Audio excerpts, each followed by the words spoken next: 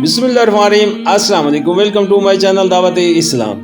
मैं हूं आपका दोस्त शफकत अली ऑफिशियल। उम्मीद करता हूं कि आप सब लोग ईमान के आला दर्जे पे होंगे। सूरत हूद की आयत नंबर 104 का तर्जुमा। हम इसके लाने में कुछ बहुत ज्यादा तखीर नहीं कर रहे हैं, बस एक गिनी चुनी मुद्दत इसके लिए मुकर्रर है। सूरत हूद की आयत नंबर 105 का तर्जुमा।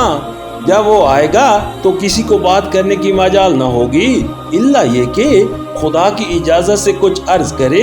फिर कुछ लोग उस रोज बदबख्त होंगे और कुछ नेकबख्त। सूरत हूद हाशिया नंबर 106। यानी ये बेवकूफ लोग अपनी जगह इस भरोसे में हैं कि फलां हजरत हमारी सिफारिश करके हमें बचा लेंगे, फलां बुजुर्ग उड़कर बैठ जाएंगे और अपने एक एक मतसल को बशकाए बगैर न मानेंगे, फलां साहब जो अल्लाह मियाँ के चाहते हैं जन्नत के रास्ते में मचल बैठेंगे और अपने दामन गिरफ्तों की बख्शिश का परवाना लेकर ही टालेंगे।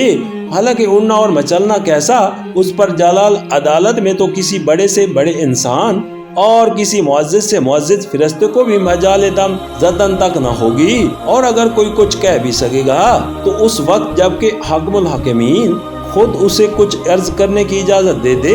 बस जो लोग ये समझते हुए गैरुल्लाह के आस्थानों पर नजरें और न्याज़ें चढ़ा रहे हैं कि ये अल्लाह के यहाँ बड़ा असर रसूख रखते हैं और उनकी सिफारिश के भरोसे पर अपने नामा अमाल स्याह किए जा रहे हैं, इनको वहाँ सख्त मायूसी से दो चार होना पड़ेगा।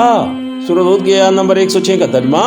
जो बदबख्त होंगे वो दोज़ख में जाएंगे, जहाँ गर्मी और प्यास की शिद्दत से वो हाँपेंगे और फनकारे मारेंगे।